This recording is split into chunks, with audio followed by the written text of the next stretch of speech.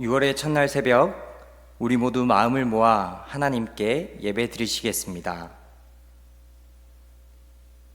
오늘 하나님께서 주신 말씀은 욥기 12장 7절에서 10절, 로마서 8장 21절에서 22절까지의 말씀입니다. 오늘의 말씀을 제가 봉독하여 올리겠습니다. 그러나 이제 짐승들에게 물어보아라. 그것들이 가르쳐 줄 것이다. 공중의 새들에게 물어보아라. 그것들이 일러줄 것이다. 땅에게 물어보아라. 땅이 가르쳐 줄 것이다. 바다의 고기들도 일러줄 것이다. 주님께서 손수 이렇게 하신 것을 이것들 가운데서 그 무엇이 모르겠느냐? 모든 생물의 생명이 하나님의 손 안에 있고 사람의 목숨 또한 모두 그분의 능력 안에 있지 않느냐? 그것은 곧 피조물도 썩어짐의 종살이에서 해방되어서 하나님의 자녀가 누릴 영광된 자유를 얻으리라는 것입니다. 모든 피조물이 이제까지 함께 신음하며 함께 해산의 고통을 겪고 있다는 것을 우리는 압니다. 아멘. 샬롬. 6월의 첫날입니다. 벌써 2026년의 중반기인 6월을 맞이하였습니다. 아마 한 번 더 눈을 감았다 뜨면 금세 가을이 와 있지 않을까 싶을 정도로 시간이 빠릅니다. 이 새벽 주님의 은총이 우리 서울제일교회 교우님들에게 가득하기를 소망합니다. 사랑하는 교우 여러분, 요즘 어떻게 살고 계신가요? 어떻게 지내고 계신가요? 저는 요즘 작은 식물들을 키우며 살고 있습니다.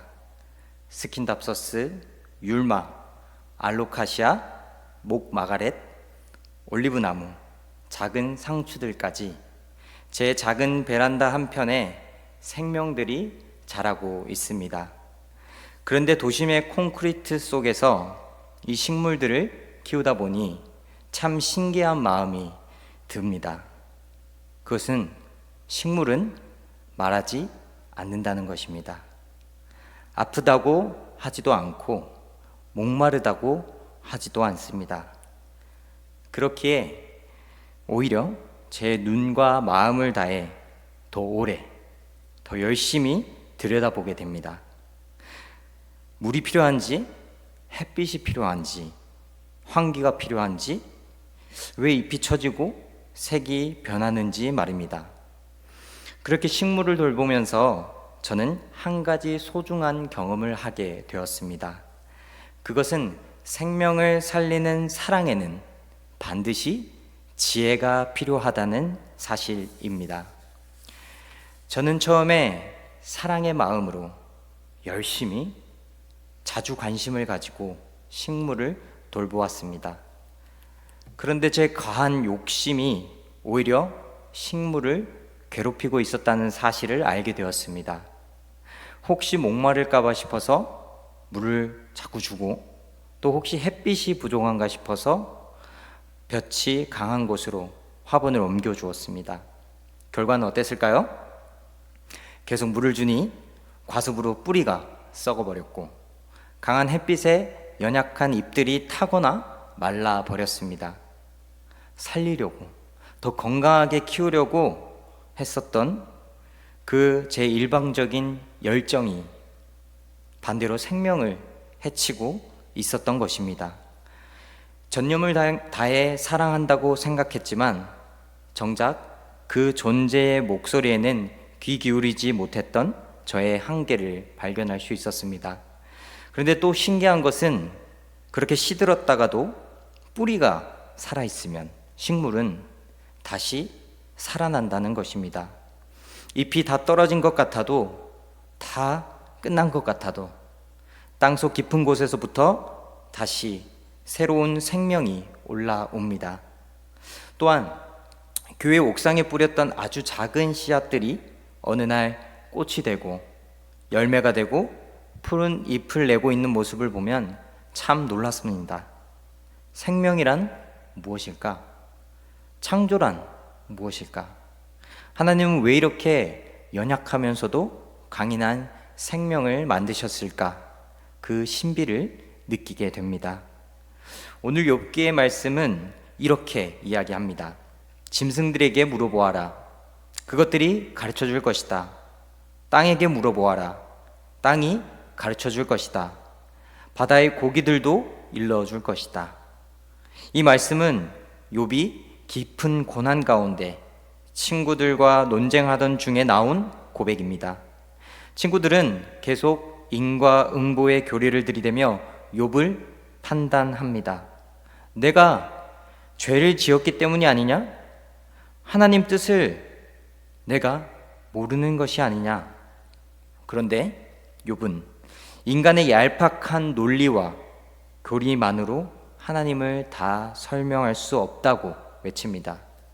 그리고 놀랍게도 하나님을 진짜 이해하고 싶다면 저 창조 세계를 바라보라고 이야기합니다.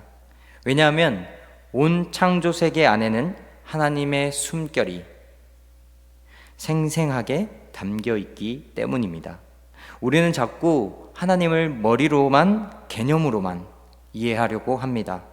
그러나 성경은 하나님을 우리의 삶 속에서, 관계 속에서 만나라고, 체험하라고 이야기합니다. 하늘을 바라보며 땅을 만지며 생명을 돌보며 고통당하는 이들의 곁으로 걸어가며 하나님을 만나라고 말씀하십니다. 오늘 우리의 삶은 어떻습니까? 우리는 점점 더 많은 것들을 멀리서 바라보며 살아갑니다. 기후위기로 인한 가뭄과 해수면 상승, 여러 나라에서 벌어지는 참혹한 전쟁, 장애인의 이동권과 인권을 위한 눈물겨운 투쟁, 그리고 우리 사회 곳곳에서 들려오는 여성, 노동자, 성소수자들의 고통스러운 죽음을 우리는 그저 각종 SNS나 뉴스의 화면으로만 소비합니다. 노인의 고독사를 통계로 보고 청년들의 절망을 데이터로 읽습니다. 우리는 수많은 것을 매일 보고 있지만 실제로는 그 고통의 현장으로부터 점점 멀어지고 있습니다. 특별히 도심 속 삶은 우리를 자연과 이웃으로부터 분리시킵니다. 흙을 밟을 일도 적고 바다를 볼 일도 적고 하늘을 오래 바라볼 시간도 없습니다. 그러다 보니 생명을 가까이 바라보고 공감할 기회도 점점 사라집니다. 하지만 여러분, 사랑은 언제나 우리를 가까이 가게 만듭니다. 그리고 가까이 갈수록 우리는 비로소 그 존재의 아픔을 외면할 수 없게 되며 그 아픔을 내 것처럼 함께 느끼게 됩니다. 최근 우리가 사랑하는 황은숙 권사님을 떠나보내며 온 교회가 깊은 슬픔을 경험했습니다. 또 어떤 분들은 가족이 아픔 가운데 계시기도 하고 병상에서 힘겨운 시간을 지내고 계신 교우들도 있습니다. 왜 우리는 이토록 슬프고 아플까요? 이유는 단순합니다.